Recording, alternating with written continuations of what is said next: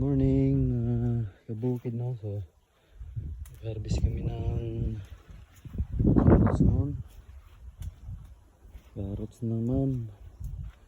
Ano? Carrots. Dalawa lang kami ni Kautol nag-harvest, mga kabukid. Harvest kami ng carrot. Yan siya. Bigay Tol.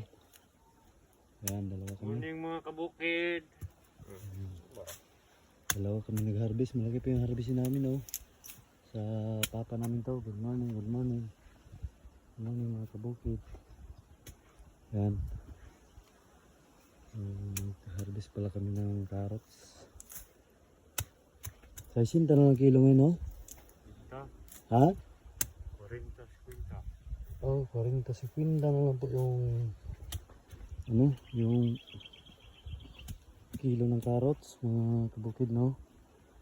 So, marami na pala kami na bago to dalhin sa palengke. Hugasan mo na to. Ito yung namin dito, yung ng tawag nito. Hindi pupunta ng palengke ito pag hindi maligo. Ito yung maarte na pananim namin dito, carrots. Kasi hugasan pa bago dalhin sa palengke. Yan siya. Kabukid, no? So, sana hindi kayo magsawang sumuporta sa akin na page at saka sa YouTube channel ko na rin. Na lang po. Yan o, malaki po siya.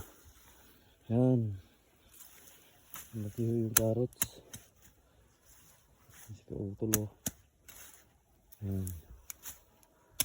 Harvest kami ng carrots.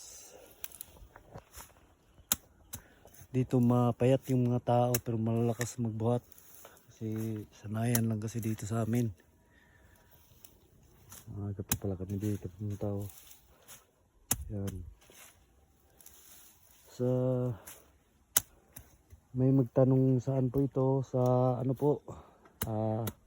Mantalongon, Dalagiti, Cebu po kami. Parang bagyo dito. Malamig. Kasi sa ating viral, no, maraming nagtatanong kung saan po yung lugar namin sa Mantalongon po, Dalagit, Cebu po kami. Yan o, malakas yung hangin dito oh. Kasi marami pong nagtatanong kung saan po ang lugar namin. Cebu po, taga Cebu po kami. Yan ang produkto namin dito, pananim po. Yan. 40 na lang pong kilo ngayon sa carrots. 40 o 50 naman po.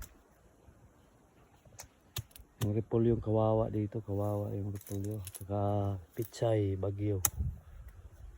Pag hindi po mabinta kinabukasan, itapon na lang po. Kasi hindi na mabinta.